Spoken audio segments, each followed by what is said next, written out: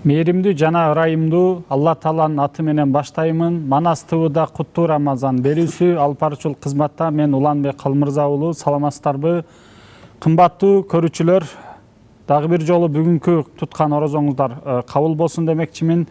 Буюрса, бул куттуу айыбыз бизге жакшы ибадаттарды көбүрөөк аткарууга жана жакшы кулк мүнөздү ээ болууга, сооптуу иштерди аткарууга, андан кийин кулк мүнөзүбүздү, адеп аклагыбызды оңдогонго себепчи болсун демекчимин.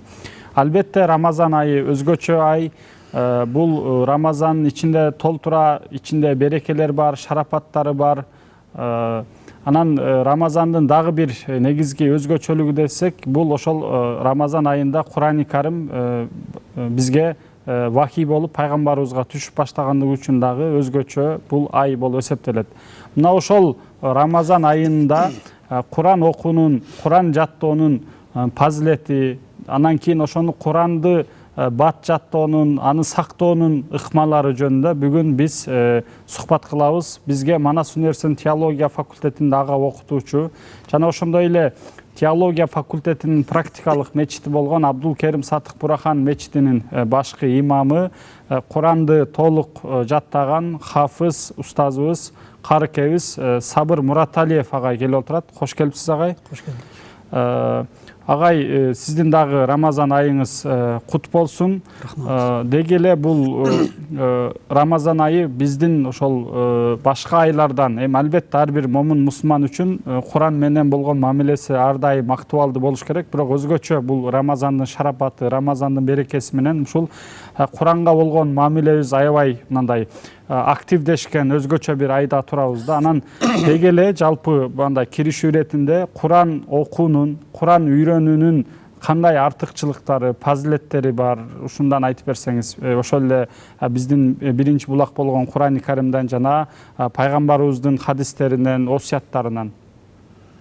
Алхамдулиллахи Rabbil Alamin. Wassalatu wassalamu ala rasulina Muhammadin wa ala alihi wa ashabi ajma'in. Amma ba'd, урматтуу бир туугандарым, урматтуу көрөрмандар. Биринчиден мына Рамазан айы куттуу берекелүү болсун бардыгыбызга. Кудай Таалам ошол Рамазан айында ар бир мусулман пенделерден, ар бир туугандарымдын аткарган ибадаттары, намазы болобу, таравих намаздары болобу, окуган Кур'андары болобу, туткан орозолор болобу, бардыгын Кудай Таалам кабыл кылсын, ошолордун жакшылыктарын эселеп көптөп берсин. Амин. Эми Кур'ан-ы Карим бардыгыбызга маалым мына ушул Рамазан айында түшкөн. Кудай Таала бул Кур'ан-ы Каримди албетте биз мусулмандарга бир белек катары эле түшүргөн негизи. Мына ошону белекти кандай барктап окуй турган болсок, кандай ошо менен жашай турган болсок, албетте биз дүйнөдө дагы акыретте дагы сөзсүз бактылуу болобуз. Эми Кур'ан-ы Карим негизи бизге Аллах Таала тарабынан берилген бир белек деп эдимби? Кур'ан-ы Каримде өзгөчө айтылып атат да. Бисмиллахир-рахманир-рахим. Инна хазал Кур'ана яхди лиллати хия аквам. Бул Кур'ан-ы Карим дейт. Эң туура болуп түшкөн дейт да. Инна хазал Кур'ан яхди эң туура жолго багыттайт. Яхди лиллати хия аквам ва ибаширул муъминин аллазина я'малуна ас-салихат. Ошондой эле жакшы амалдарды аткарган, жакшы иштерди, сооптуу иштерди аткарган момун мусулмандарга не сүйүнчүлөйт эмнени? Анна лахум ажран кабира. Алар үчүн чындыгында аябай чоң бир сыйлыктын берекесин, сыйлык, чоң бир сыйлык берилерин сүйүнчүлөйт да. Буюрса, мына бул дүйнөдө биз Кур'анды окуп, жаттап, мына ошонун ичиндеги адал, арам деген буйруктарды баш ийип, адалын аткарып, арам болгон нерселерден тыйыла турган болсок, албетте мына ошондо гана буюрса Кудай Тааланын ыраазылыгына жетип биз бейишке киребиз да. Албетте Кур'ан-ы Каримди жаттоо өтө маанилүү. Кур'ан-ы Каримди жаттоодон мурун албетте ошол Кур'ан-ы Каримдин артыкчылыктарын билсек, дагы бизге бир мотивация берет, күч кубат берет да.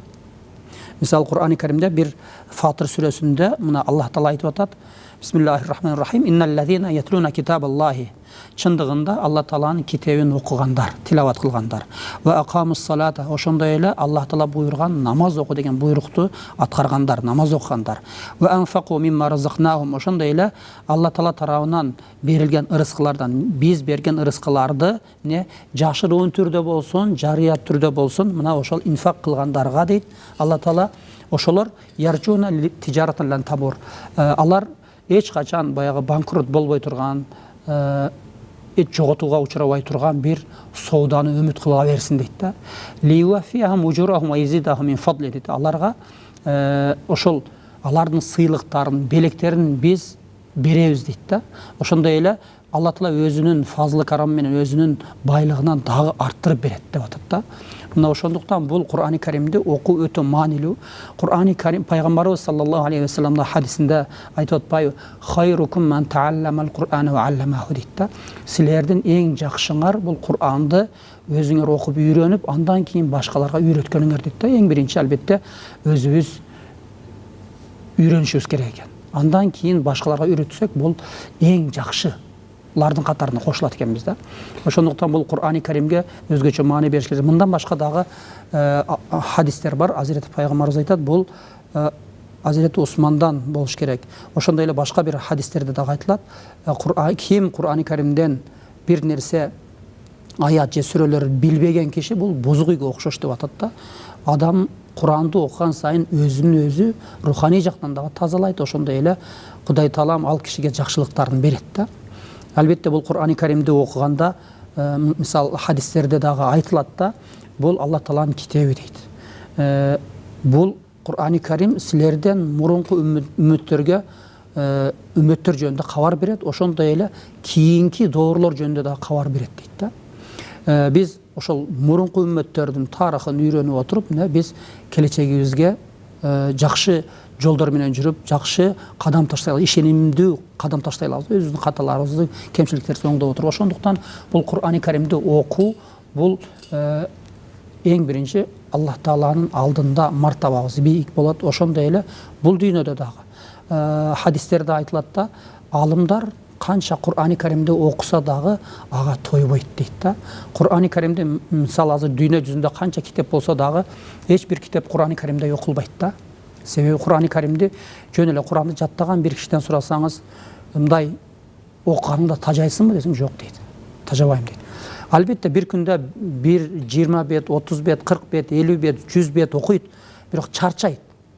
Мындай физикалык жактан, андан кийин ички дүйнөсү дагы бир толгондой болот. Ошол күнү жабылат да, Куранды токтоп, бирок эртеси күнү кайра эле ошондой окугун келе берет да. Азыр мына жаттаган Кур'ани Каримди жаттаган карекелерден сурасак, канча жолу кайталадың десе, кээ бирөөлөр айтат 500 жолу кайталадым дегендер бар, 700 жолу, 1000 жолу кайталадым дегендер бар да, Куранды баштан аяк. Мына ошолорго эме кылсаң, алар айтат да, окуган сайын дагы мындай таттуу бир даам аласың дейт да Кур'ани Каримди. Ички дүйнөң башкача омкорулуп, ушундай бир өзүңдүн бактылуу болгонуңа сүйүнөсүң дейт да. Ошол Кур'ани Карим себептүү ушундай болуп атам деп айтат да. Ошондуктан бул Кур'ани Каримдин мындан башка дагы сооп, окуган киши сооп табат. Албетте бул сооп, бул дүйнөдө биз бул сооптун кадыр баркын түшүнбөйбүз. Негизичи, ал эми акыретте мына ошолорду биз күтүлбөгөн жерден окуган ар бир тамгабызга сооптор берилет. Пайгамбарыбыздын хадиси бар. Пайгамбарыбыз эмне деп атат? Мен дейт бир тамга, баягы ар бир тамга үчүн сооп берилет дейт да. Бир тамгага бир жакшылык ал 10го көбөйтүлөт деп айтылып атат да. Мисалы Кур'ани Каримде канча сөз бар, канча тамга бар, мына ошолорду окуган сайын ар бирибизге Кудай Таала тарабынан жакшылыктар, сыйлыктар берилет да акыретте, сөзсүз. Анан бул ошол Кур'ан окуунун же Кур'ан үйрөнүүнүн эң негизги баягы артыкчылыгы десек, биздин ошол күнүмдүк, жумалык же жылдык, мисалы күнүмдүк дегенде 5 убакыт намаздарыбыз, жумалык жума намаздар, айт намаздарыбыз же башка намаздарыбыз, бизде намазды биз бир гана ошол Курандын тили менен, башкача айтканда араб тилде окушубуз керек, окушубуз милдеттүү да. Анан бул балким араб тилин билгендер же арабтар үчүн анчалык маанилүү эместир, себеби эне тили болот да. Биз эми кыргыз элинин бул Куранды окуунун, аны үйрөтүүнүн фазилети, артыкчылыгы, сүйүнчүсүн бул ушундан дагы байкашыбыз керек да. Бизге бул күнүмдүк, күн сайын аткарган ибадаттарыбызга бул ошол Куран окуу менен үйрөнөбүз да. Анан сиз дагы бир аз сөз кылып кеттиңиз. Биз эми мындай минимум ар бир адамга жете турган мисалы 5 убакыт намаздарына жете турган же болбосо толук жаттабаса дагы мисалы мындай окуганы билген адамдар жөнүндө айтып атабыз да. Бирок мындан дагы бир артык бир нерсе бар, сооптуу иш бар, өтө мындай сыйлуу иш бар. Өзүңүз дагы Куранды баштан аяк толук жаттаган киши катары Куранды толук жаттаганга кандай пайгамбарыбыздын сүйүнчүлөрү бар? Албетте Кур'ан-ы Каримди толук жаттаган кишилер үчүн мына ким Кур'ан-ы Каримди жаттай турган болсо дейт, акыретте мына өзүнүн жакындарынан бир кээ бир риваяттарда 10 киши, кээ бир риваяттарда 70 киши эгер тозокко кирүүсү парз болуп уже кирейин деп ошол тозоктун эшигин жанында турган учурда аларга Алла Таала шафаат кылуу мүмкүнчүлүгү берет дейт да. Ошондуктан Куранды толук жаттасак жакшы. Ал эми аны толук жаттаганга бардыгыбыздын мүмкүнчүлүгүбүз боло бербейт. Кээ бирөөлөр Куран жаттай албайт. Мына зээни начар болушу мүмкүн да.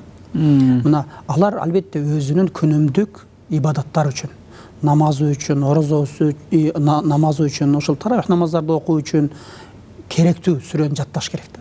Бул албетте булардын албетте акыретте даражалары берилет. Мисал пайгамбарыбыз саллаллаху алейхи вассалам хадисинде айтылат. Мисал бейишке кирген учурда ар бир мусулман ал жүрөгүндө ыйманы болгон ар бир киши бейишке кирет да. Киргенде дагы албетте бейиште дагы өзүнчө бир даражалары бар. Ошол жерде Кур'ан-ы Каримди эң жакшы жаттап, ошону кайталап унутпастан, анын ичиндеги өкүмдөргө адал дегенди адал деп кабыл кылып, арам дегенди арам деп кабыл кылып, ошолор менен амал кылып жашаган кишиге эмне айтылат? Куранды оку, сенин кайсыл жерге барып токтогон жериң, ошол сенин макамың, даражаң дейт да. Бейиште канча ар бир эң төмөн даражасынан жогорку даражага чейин чыгып атканда, албетте Кур'ан-ы Каримдин өтө маанилүү орду бар да. Куранды окуган жериңде токтойсуң. Жаттап бүткөн жериңде канча сүрө жаттаган болсоң, ошончо даражаң ошончо бийик болот деп айтылат да. Ошондуктан бул Кур'ан-ы Каримди бизде кыргыз элинде дагы өзгөчө аябай катуу мындай маани берип, сүйүп, жакшы көрүп окуйбуз да. Кудайга шүгүр, мына бизде азыркы учурда көптөгөн медреселерибиз бар. Куран окута турган медреселерибиз бар, окуу жайларыбыз бар. Ошол жерде Куранды окугандар, андан медреселерден сырткары дагы мисал мечиттерде келип, кээ бирөөлөр мен Куранды жаттайм деп окугандар толтура да. Буйрса, мына ошол Кур'ан-ы Каримди толук жаттаса, иншалла Кудай Таалам акыретте анын жогоруда айтылгандай, анын баягы белектерин сөзсүз эселеп көбөйтүп берет. Анан сиз дагы жогоруда айтып өттүңүз го агай. Негизи бул биздин Кур'ан-ы Каримибиз өзгөчө китеп да. Анан кийин биз билебиз да, буга чейинки кээ бир жазуулар дейли, мисал биздеги ошол эле түрк элдерин, кыргыз элдеринин Орхон Энисей жазуулары бар, иероглифтер бар. Мисал ар кандай ташка жазылган жазууларды 19-кылымда, 20-кылымда ошонун маанисин ойлоп табышты да. Анан кийин бирок алар ошол жазуудан эле божомолдоп бул ушул сөз деп эле билишти да. Эми ошентип чечмелеп базы окуп атабыз да. Ал эми биздин мисалы ошол Кур'ан-ы Каримибиз, биздин араб жазуусу же ошол Кур'ан-ы Каримди айта турган болсок, бизге ооба жазылуу жазышты, пайгамбарыбыздын учурунда жазылды. Бул вахий катиптер тарабынан мындай мусхаф абалына. Анан дагы бир өзгөчөлүгү пайгамбарыбыздын дагы оозунан мукабала кылып, андан угуп пайгамбарыбыз да ушундай Алхамдулиллахи роббил аламин, ар-рахманир рахим деген мындай фонетикалык жактан дагы бизге пайгамбарыбыздан бери бул нерсе уланып келе жатат да. Башка бир жазуулардын же башка бир китептин айырмасында бул укмуш да. Бул мисалы эсетиңиз, жазуу түрүндө дагы эч кандай өзгөрбөстөн келе атат. Ошонун мындай кантип айтылышы, кантип туура окулушу, ошол тажвидине жараша айтылышы дагы келе жатат. Анан кийин дагы бир өзгөчөлүгү, биз бул эми мусулмандар жалпы мындай сыймыктанса болот. Мисалы бизде Куранды кооз окуу боюнча аябай жарыштар бар да. Бул эч бир диндин же эч бир неменин мындай нерсе болбойт да башка дүйнөдө.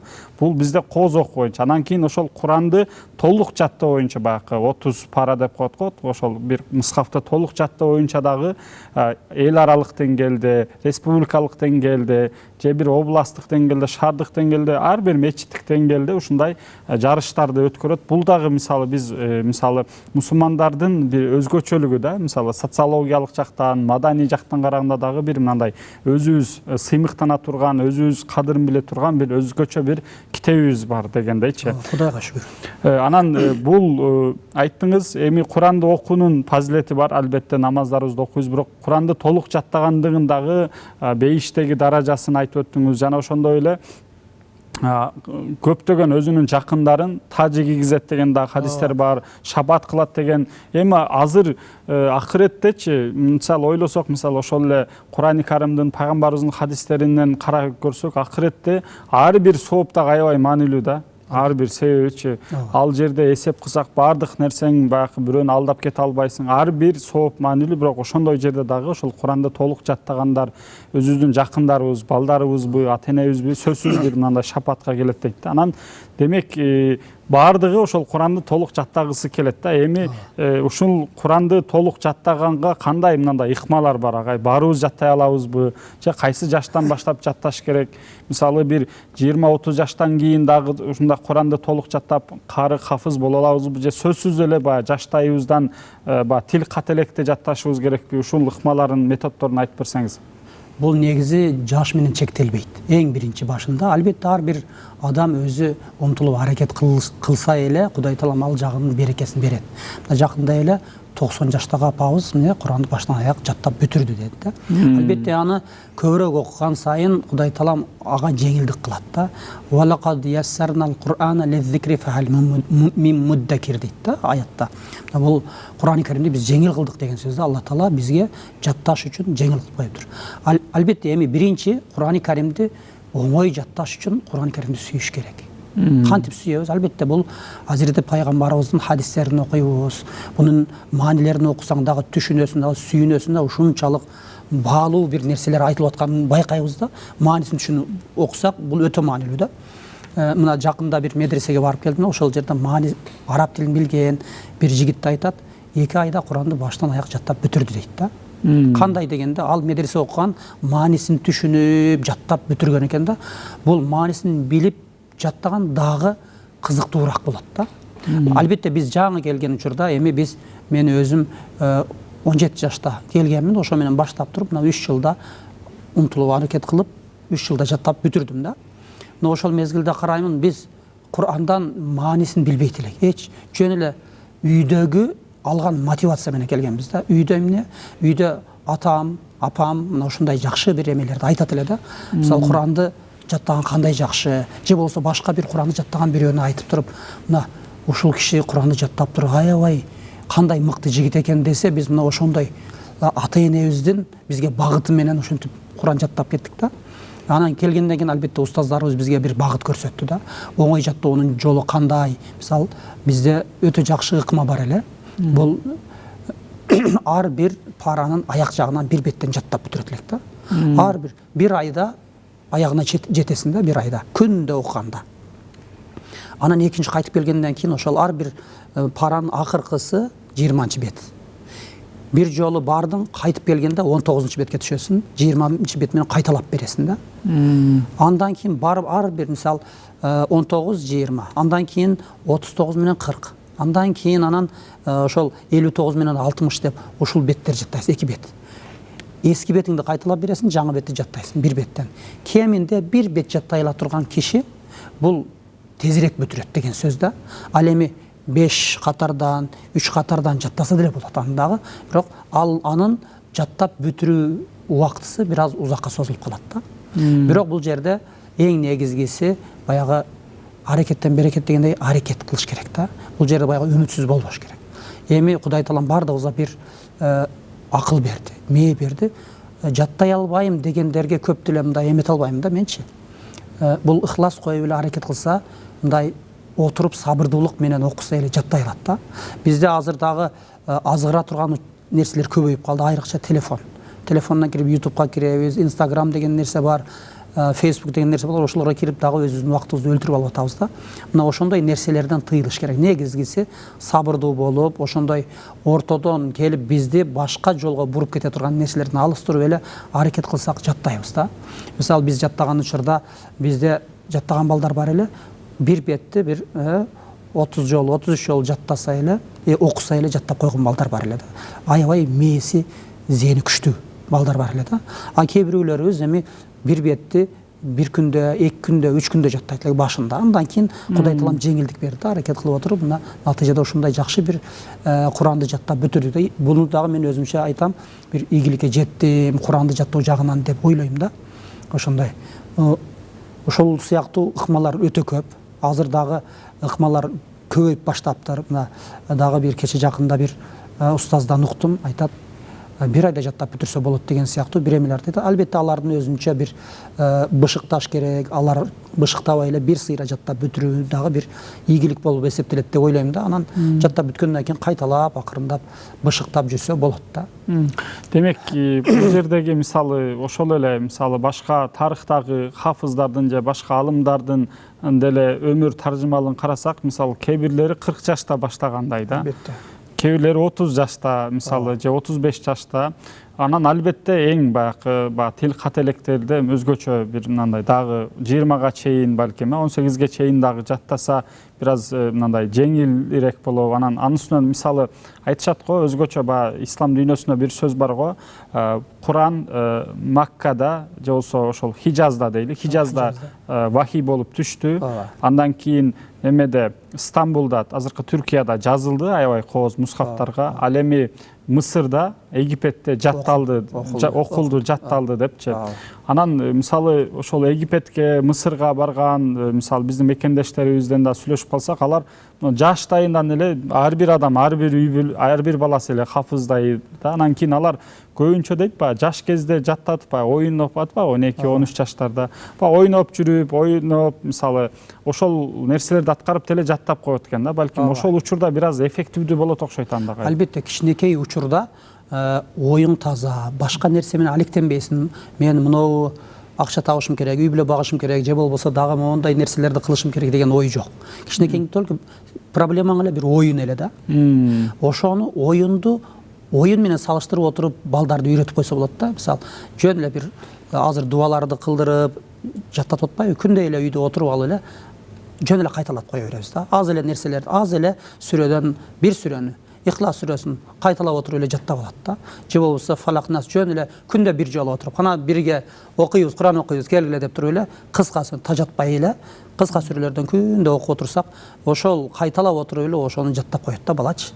Албетте тили ошого ыңгайлуу болуп калат да. Тили окуган учурда ошол нерсеге Куран Каримди окуганга аябайдай жетик, жакшы окуй турган болот да, кооз болот.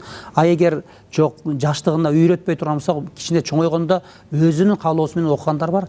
Тил бир аз бурулбай кыйналгок. Себеби кичинекейде тил ар түрдүү эмеге ийкемдүү болот да. Ал эми бир аз чоңойгондон кийин тилдер дагы бурулбай калат да. Каттуу баягы тил катып калат деп коет го. Ошол сыяктуу жаттаган учурда бир аз оорураак болуп калат да. Бирок умтулган кишиге баары бир Кудай таалам бир жеңилдик берет да. Азыр мисалы эч окубай жүрүп дагы 30-40 жашында баштагандар бар да. Карасаң аябай мындай тез окуп жаттайт. Мына азыр мечитте кызмат кылабыз. Мечитте кызмат кылганда кээ бир туугандарыбыз келет дагы, мындай мен кириллица тамга менен жаттаганмын дейт да. Анан окуганда мындай чынында тили катып калган. Бирок ага кичине убакыт бөлүп, мону кайра, мондай кыл, мындай кыл деп жол көрсөтсө эле, багыт берсең, аябай жакшы окуп кетет да.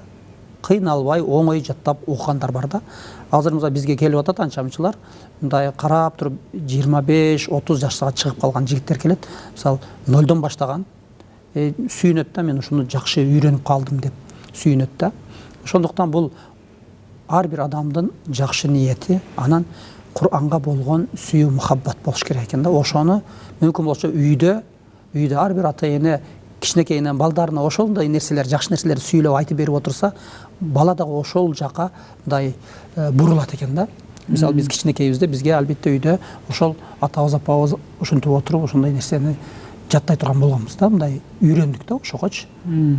Анан мен өзгөчө ошол студенттик күндөрүмдө эл аралык жана биздин ошо республикалык деңгээлдеги Куранды кооз окуу жанагындай толук жаттоо боюнча мындай сыйлыктарга көрүүчү катары бир нече жолу катыштым да. Анан ал жердеги аура башкача да, чындап эле балким жана айттык го, кантип кызыктырабыз десек, балким ошо өзүбүз балдарыбызды же жакындарыбыз менен ошол жака барсак дагы бир аябай башкача аура да. Мен ал эми студенттик күндөр болду. Мен бир нече жылдан бери катышып көрө элекмин, бирок так эсимен кетпейт да ал нерселерчи. Албетте бул өтө маанилүү нерсе да.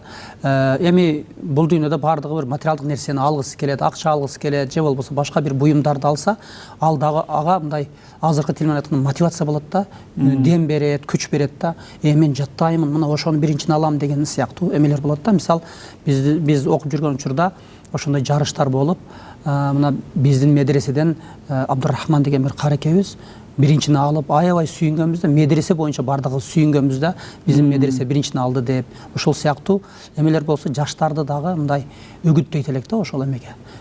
Үйдөн дагы ата эне дагы эгер мына ушуну бүтүрсөң сага ушундай белек алып берем, же болбосо мындай кылам деп балдар жаштыгынан кичинекейине ошого үйрөтсө дагы тез жаттайт. Албетте бул Кур'ан-ы Каримде максат белек алуу же эме эмес бул дүйнөдө. Албетте бул дүйнөдө жаттап бүтүргөндөн кийин албетте бул кийинки жашоосунда дагы ошол Кур'ан жүрөгүнө сиңет. Бул жашоосунда бала өзү бактылуу жашайт. Бул руханий бир азык десек болот да. Куранды окуган сайын өзгөчө бир ички дүйнөңдөн бир тазаланганды сезесиң. Өзүнчө жүрөгүң менен сезип окусаң, бул дагы адамга бир таттуулук берет да. Ыйман айтат го пайгамбарыбыз хадисинде халаватул иман деп, ыймандын даамын сезесиң да. Ошол жерде бул нерсени сен эч бир нерсеге алмаштыргың келбейт да. Ыйманды күчөйтөт да, Кур'ан-ы Каримди окуган сайын. Анан Кур'ан-ы Каримди канча окуган сайын адамдын жаттоо эмеси дагы мыкты болот да. Көп нерселер, жөнөкөй эле кыргызча нерселерди дагы айтсак, жаттап кала бересиң да, оңоюраак болот да. Андан башка дагы көптөгөн мындай артыкчылыктары бар. Бул Кур'ан-ы Каримди жаттаган сайын үйдө береке болот да. Албетте мындай Куранды азыр кээде Кур'ан-ы Каримди мындай коюп койсок, ар бир балдар үйдө, мисалы мен үйдө ошондой телефонду коюп койсом, кыздарым жарышат да бири-бири менен мындай. Аябай окшоштуруп, сүйүнөсүн өзүнчө. Бул Алла Тааланын нуру, рахматы, берекеси ошол үйгө жайыт деген бир түшүнүктөмүн да мен. Албетте баса белгилеп айтып атпайсыз, мисалы негизгиси канча жаш болбойлу, балким жеткинчек болобузбу, балким ошол 90 жашта болосуңбу, 50 жашта болосуңбу, 20 жашта болосуңбу, албетте биринчи кезекте ошол Куранды үйрөнүүгө жакшы ниет, ыклас, сүйүү болсо, анан албетте Алла Тааланын дагы ихсаны менен, лутфу менен, анын дагы бир мындай мээрими менен бул нерсе аткаруу толук мүмкүн. Себеби биз деле угуп калабыз, чөйрөбүздө деле угуп калсак керек, мисалы көрүүчүлөрдөн деле, мисалы байкайсың, такыр мисалы кээ бир адамдардын эми акылы бирдей болгону менен баягы жаттоо, зээндик ар ким ар башка. Анын үстүнө мисалы бөлүп коюшат го баягы табигый так илимдер өзүнчө, же болбосо гуманитардык илимдерге шыктуу депчи. Анын сыртындай ал Куранга шарт эместей да. Мисалы Алла эгер сенде эле каалоо болсо эле, мисалы жаттаса болчудай да. Анан мен акыркы суроом агай, бул өзгөчө айтып өттүңүз го, мисалы кээде биз дагы жаңылыктардан же ушундай соц тармактардын андай кабар болгон ар кандай баракчалардан көрүп калабыз. Мисалы ошол сиз айткандай 40 күндө жаттады, 2 айда жаттады депчи. Анан ошол нерсени бираз бул деген нерсени бираз ачыктап берсеңиз, бираз ачыктадыңыз негизичи. Бул бир сыйра мындай жаттады да, бирок бул бир эле ошо менен же 40 күндө бул эле мына сыйкырдай сезиле берет да, баягы бир нерсени башыңа 40 күндө куюп койгондой элечи. Анын кийинки этаптарында бираз айтып өтсөңүз, аны мисалы кайталоо, аны жанакындай күчтүү не деп коет элесиз, такрар дагы күчтөндүрөсүздөр го ошол жагында. Эми бул жерде Кур'ан-ы Каримди бир жолу жаттап коюп эле анан болду деп таштап коюп эмес да. Бул Кур'ан-ы Каримди жаттаган учурда көптөгөн эмгектер кетет. Өзү албетте Кур'ан-ы Каримди жаттаганда кайталоо менен болуш керек. Муну Куранды жаттап эле болду, мен жаттадым деп таштап койбойсуң да. Аны дайыма кайталап жүрүшүң керек. Анын ар кимдин өзүнүн ыкмасы бар да. Мисалы кээ бирөөлөр жаттаган учурда 5 бет жаттайт да, кайра кайталайт ошону. Ошол бир сыйра жаттайт да, кайра кайталап бышыктап бир 10 күндө кайталап туруп дагы ошентип жүрөт да. Кээ бирөөлөр ошол мен айткандай ар бир бетти кайталап жүрүп эле ошол эсептеп да көрдүк. Эсептегенде 1 жыл 8 айда бир беттен жаттагандай эле тынымсыз жаттайт. 1 жыл 8 айда Куранды баштан аяк бүтүрсө болот экен да. Жаттагыч бир бет жаттай ала турган. Ал эми ошону дагы кайра кайталап, ошону кайра кайталаган учурда ал дагы жеңил болуп калат. Азыр мына Рамазан айында өзгөчө Куранга ар бир керек болсо алымдарыбыз дагы Құранға уақыт бөледі да көбірек. Өзгөчө. Башқа иштеринде тоқтатып қояды. Мисал, мұрынғы тарихтан айта тұрған болсақ, имам Малик рахматулла алейхи, ошол өзі хадистен сабақ беріп жүрген, фықықтан алым, бір мазхабтың негіздеушісі. Ал ошол Рамазан келгенде бардық ішінде хадис сабақтарына тоқтатады екен да. Bir ғана Құран оқиды екен да. Уақытын Құранға бөлген екен да. Азиреті пайғамбарымыз дағы ошондой эле кылган да. Эмеде Рамазан бойы 2 жолы Жабраил алейхиссалам оқыған. Андан сырткары дагы бир өткөндө бир хадисти окудум эле. Ошол хадисте айтылып атат, пайгамбарыбызга башка бир айылдан бир эме келет. Конок келет. Коноктурганын айтып берет да. Ал жердечи коноктор менен куптан намазын окуйт дагы пайгамбарыбыз өзүнүн бөлмөсүнө кетет. Анан бир топко чыкпайт. Анан кечигип чыккандан кийин сахабалардан бири айтат: "Я Расулулла, сиз мурда мындай кылбайт элеңиз" дейт да.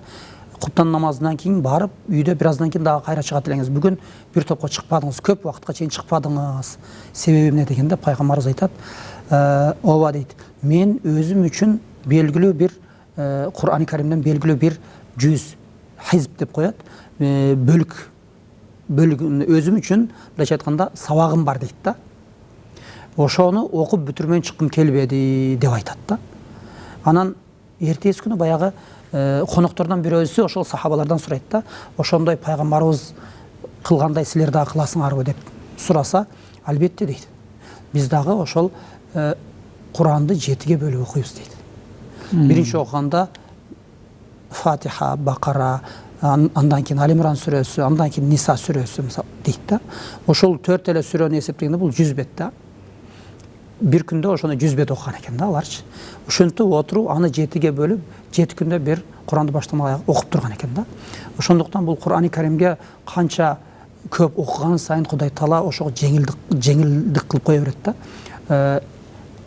Бул кайталоо азыр ар түрдүү окумак. Кээ бирөөлөр жаттайт дагы, жаттаган сүрөсүн намазда окуйт, нафил намазда. Намазда окуган дагы мындай туруктуу сен мээңе, жүрөгүңө басылып калат да. Мисалы азыркы учурда бизде Рамазанда билесиз, көптөгөн мечиттерибизде карекелерибиз намазды, таравих намазды ушул хатым менен окуп атышат да. Мисалы күндө бир парадан окугандар бар, кээ бирөөлөр өзүнчө намазканаларда бир карекени айтып, мисалы 20-30 киши, 50 киши чогулуп алып туруп ошол жерде Куранды баштан аяк окуп бүтүрөт да. Бул дагы бир ошол Кур'ан-ы Каримди жаттаган Кураныны дагы бышыктоонун бир жолу да. Намазды окуган сайын ошол аябай дагы жакшы бышык болот да. Кур'ан-ы Каримди мисал бизде бир кареке бар эле, Алла рахмат кылсын, өтүп кетти. Сен кантип биз өзүбүз Куранды жаттаган балдар анча бири-бирибизден кеңеш сурайбыз да, Куранды кантип бышык кылып сактайсың десек, ошол кареке мага айткан эле да, жеке экөөбүз сүйлөшүп отуруп айтсам, мен өзүмө дейт күндө бир сабак койгом. Пайгамбарыбыз кандай кылган болсо, мен дагы ошондой кылып өзүмө бир милдет кылып алганмын дейт да. Күндө окубасам мен уктабаймын дейт да. Ошону сөзсүз окушум керек дейт. Күндө мен 40 бет окуйм дейт да. 40 бет окуганда буну биз 15 күндө Куранды бүтүрүп турат да.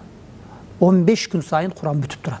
Ошентип эле окуп турган сайын бул баягы Кур'ан-ы Карим унутулбайт, бышык сактала берет да. Ушундай нелер бар. Алла разы болсун агай. Ушул Кур'ан айында биздин куттуу Рамазан айы, Кур'ан айы дейт. Анан ошол алымдар башык болуп, ар бир карапайым жөнөкөй адамдар дагы ушу Рамазан айында өзгөчө Куранга болгон мамилебиз өзгөчө болуп, дагы көп активдешип, мисалы Куран окуй албагандар деле, мисалы Кыргызстаныбызда ошол таравихтер хатмы менен окулуп атат, ошол жактан угушуп дегендейчи. Анан бизге дагы ошол пайгамбарыбыздын бизге ошол Куран окугандардын, Куран жаттагандардын, Курандын толук жаттагандарга кандай артыкчылыктары, сүйүнчүлөр боюнча, акыреттеги өзгөчө сүйүнчүлөр боюнча бизге аябай пайдалуу бир сухбат кылып бердиңиз. Сизге дагы ден соолук каалайбыз. Бар болуңуз агай, бардык иштериңизге ийгиликтерди каалайбыз. Рахмат. Ана да бир хадис айтып кетейин. Бул жерде өтө маанилүү. Бул Кур'ан-ы Карим маъдабатуллах дейт да. Пайгамбарыбыз саллаллаху алейхи вассалам, бул маъдабатуллах дегени Алла Тааланын сыйы. Ошол пайгамбарыбыз саллаллаху алейхи вассалам Кур'ан хадисинде айтып атат: "Инна хазал Кур'ана маъдубатуллахи фатаалламу мин маъдубатихи мастатаатум." Мына Кур'ан-ы Карим Аллах Тааланын берген бир сыйы, Мына ошондуктан күчүңөрдүн жетишинче ошол сыйдан пайдаланып калгыла дейт да. Мындайча айтканда үйрөнгүлө деп атат да. Ошол Кур'ани Каримге канчалык бекем кармансаңар дейт, бул Алла Тааланын жиби дейт. Канчалык бекем кармансаңар, ал силерди эмне эң туура жолго багыттайт. Ошондуктан бекем кармангыла деп пайгамбарыбыз саллаллаху алейхи хадистеринде ушундай бир кеңеш насаатын берет да. Ошондуктан бул сыйдан азыр Рамазанда өзгөчө биз пайдаланып калышыбыз керек. Мына Кур'ани Каримди окуй алгандар жакшы окуш керек. Анан окуй албагандар азыркы учурда бизде мына аябай жеңилдиктер бар. Телефондон эле Куранды баштан аяк хатым кылса болот да, угуп дагы. Ошону угуп, же болбосо мына таравихке барып, ошо таравихтерде угуп, ошолорду ошондой кыла турган болсок, бул бизге ички дүйнөбүз да тазаланат. Бул Рамазанда кылган ибадаттарыбыз бизге өтө маанилүү да, сооптору дагы, сыйлыктар да өтө эселеп көбөйтүп берилет. Ошондуктан бул Рамазанды бир мүмкүнчүлүк катары өзгөчө өзүбүздүн жалкоолуктарыбызды таштап, башка жумуштарыбызды коюп, мен бүгүн Аллах үчүн мына ушундай таравих намазын окуйм, хатым түшүрөм, же болбосо ушуну Куран угам деп ошого маани беришибиз керек да. Бул биз үчүн дүйнөлүк жагынан дагы акыреттик жагынан дагы пайдалуу болот да, иншалла. Буюрса иншалла. Албетте эми кыргыз эли дагы ошол Куранга болгон сый урматы өзгөчө, анын биздин күнүмдүк жашообузда, када салттарыбызда дагы биз көрсөк болот. Мисалы кыргыз эли Куранды ар дайым мисалы үйүнүн текчесин эң жогорку жагына коет. Бул Куран ыйык китеп, өзгөчө китеп болгон деп. Анан кийин Куранды киндигинден ылдый кармабайт дайыма. Ал эми Куранды ошо мускапты кармап атканда албетте бул фык жактан дагы дарат менен кармайбыз. Бул негизги бирок дайыма бакындай өп, сый урмат менен мындайча айтканда Куранга болгон мамилеси өзгөчө кыргыз элинин. Ошол эле мезгилде бул Куранды жаттагандарга, Куран окуганды билгендерге, ал эми Куранды толук жаттаган ошол хамилил Курандарга дагы мамилеси өзгөчө. Дайыма аларды дагы сыйлап, төргө өткөзүп, дайыма алардын насаатын угуп, ушундай бир өзгөчө бир сый урматка бөлөйт. Анан бүгүнкү күнгө келгенде дагы бүгүнкү ошол берүүдөн, бүгүнкү программадан да сиз да айтып өттүңүз. Мисалы Куранды окуганга, жаттаганга аябай көп мүмкүнчүлүктөр бар. Ошол биздин телефондордон, интернеттен өтө көп мындай программалар чыкты. Телефондорго көчүрүп алсак деле болот. Же болбосо биздин Кыргыз Республикасында мечиттер бар, медреселер бар, биздин ошо теология факультеттери бар, окуу жайларга дагы барып, мындай расмий түрдө окуган жерлер бар. Булардан дагы үйрөнгөнгө мүмкүнчүлүктөр толтурат. Анан өзгөчө бул ушул Рамазан айында биз эми Курандын өзүнө, Куран жаттагандарга дагы сыйыбыз жогору. Эми ушундай мүмкүнчүлүктөр болду. Куранды толук жаттагандарга да 40 күндө ушундай ыкмалар бар экен. Балким дагы бир экинчи этапка өтүп, биз урматтуу мекендештер, сиз айткандай окуй албагандар окуганды, окугандар дагы көбүрөөк жаттаганды, бир аз кыйла жаттап калгандар толук жаттаганды.